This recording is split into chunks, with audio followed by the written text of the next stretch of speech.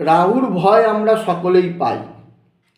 বর্তমানে রাহু যেখানে অবস্থান করছেন কুম্ভে, অর্থাৎ কুম্ভ, মীন বা এপাশে ধরুন কর্কট ইত্যাদি যে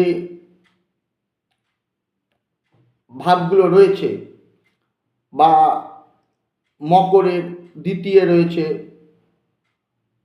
আবার মিনের দ্বাদশে রয়েছে।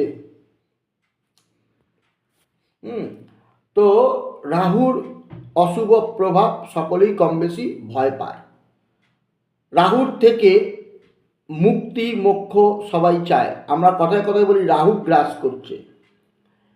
তো আপনার রাহু কেন, কোনো অশুভ গ্রহের প্রভাবই আপনার জীবনে পড়বে না, আপনার অজান্তেই সেই অশুভত্ব কেটে যাবে রাহু।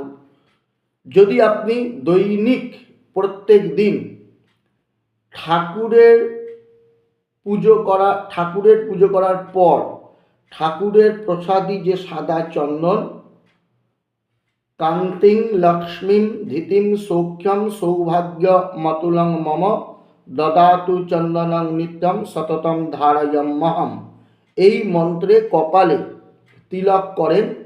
নিত্যকর্ম পদ্ধতিতে এই মন্ত্র পেয়ে যাবেন।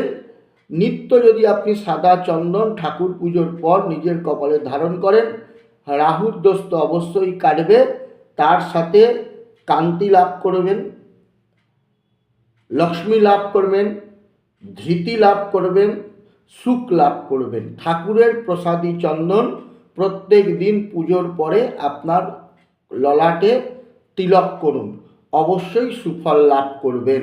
জয়।